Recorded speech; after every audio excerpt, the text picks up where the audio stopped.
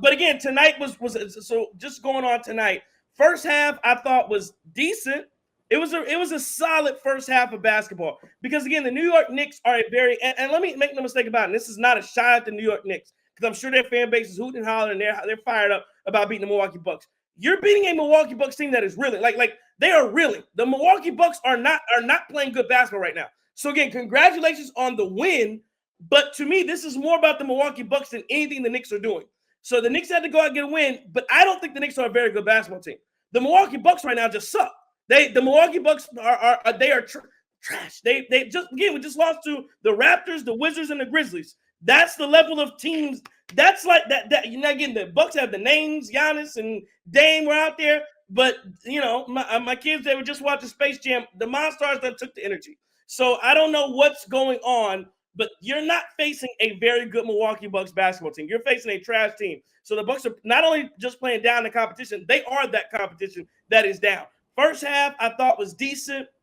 You know, Giannis led that second unit. The third quarter, the Bucks just came out jacking up shots. They came out I think the first three shots, because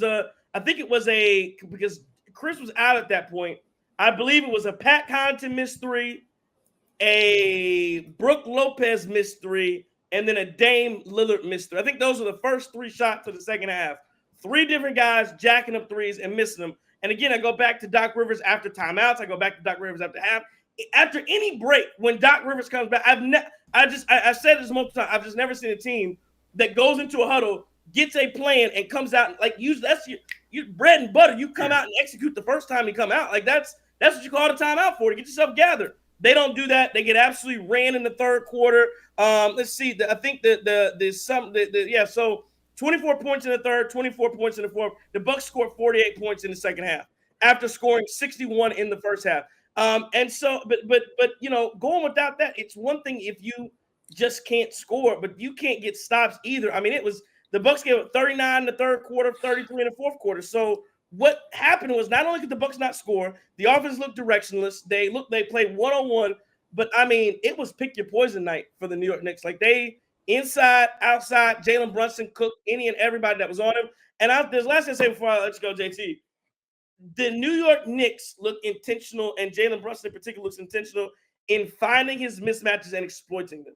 Now, again, the difference may be that he sees a lot of guys on the floor as exploitable players. So when he sees Dame on him, I'm going. If he sees Malik Beasley, I'm going. Oh, Bobby, you come out, I'm going. Brook Lopez, I'm going.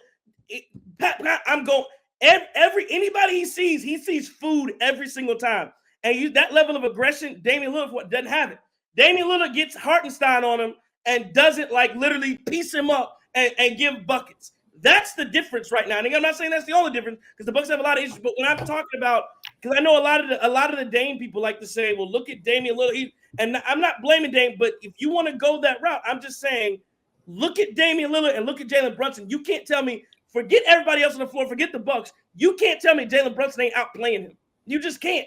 That's a one-on-one, mano-a-mano guy, and Jalen Brunson looks like 10 times the player right now, Damian Lillard. And I'm just giving that out because people act like we're just disrespectful. I'm not even saying. I'm just saying that's what it looks like. So again, the Bucks lose tonight, 122-109. Couldn't get stops, couldn't score when they needed to, couldn't do anything well. This Bucks team is in trouble. I'm hitting the panic button. 122-109, JT. That's what I saw. What you see? Just a whole lot of bad, right? It's like what my man Jameis Winston say, pain, right? Just pain everywhere, pain. This is exactly what this was absolutely pitiful. I had hope in that first half, some hope in that first half, especially like you said, Giannis coming out playing with the second team, showing some fight. Brunson lit us up in that first quarter. I think he put 16 or 17 on our heads, and literally, I mean, Malik Beasley out there looking like, what's your man's name?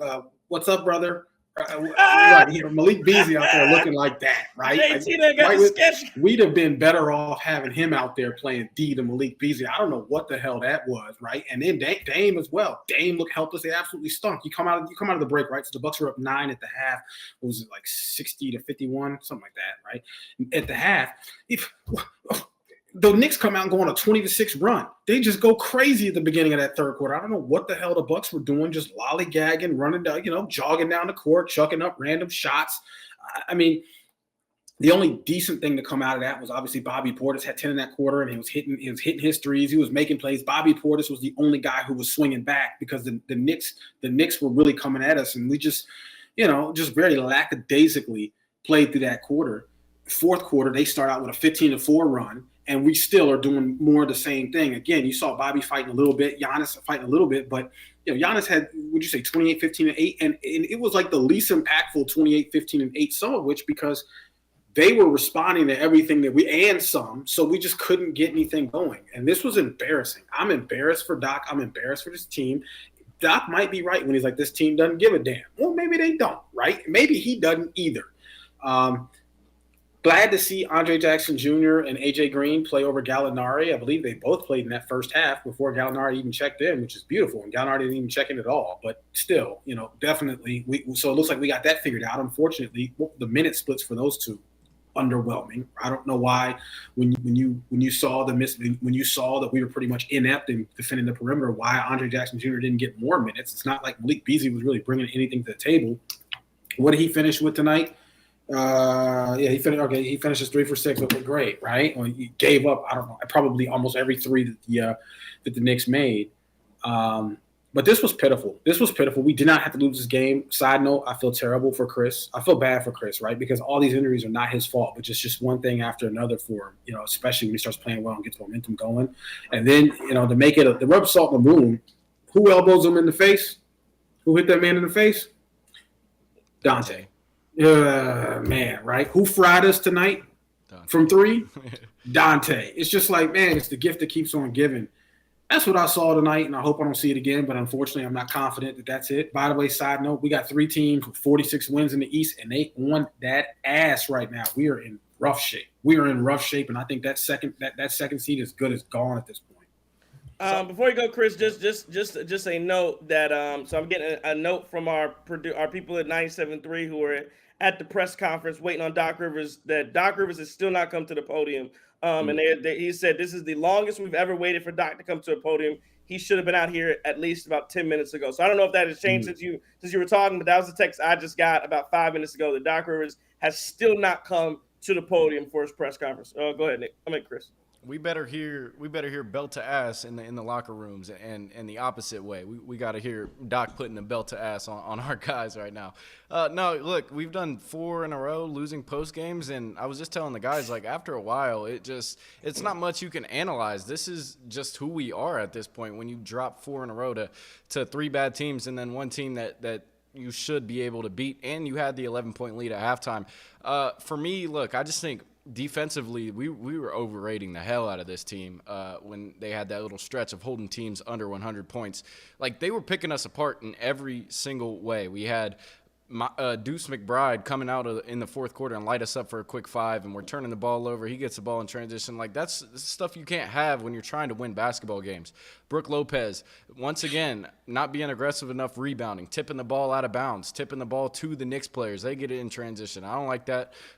Him in that pick and roll, that pick and roll defense, drop coverage has been a problem all year. It just got masked a little bit by the win streaks and stuff like that. But tonight it was Hartenstein and Brunson just cooking that thing. Like, Brook wouldn't step up, and they were getting these floaters, and that was the story. That was the reason they were able to get so many easy buckets, and scoring just felt like it came at ease for the Knicks, and us, we just have no plan. Coming out of halftime, I just don't understand what you're doing. You have an 11-point lead, and you're playing like you're down 40. That's on the coach. That's on the players to recognize that they need to get better shots, get it into the ball of Giannis, or get it in the hands of Giannis's hands, and let him work so that you can maintain the lead. I was telling Trey also, like, this team, they don't value possessions, the turnovers. You look at Giannis, you look at what Dame did tonight.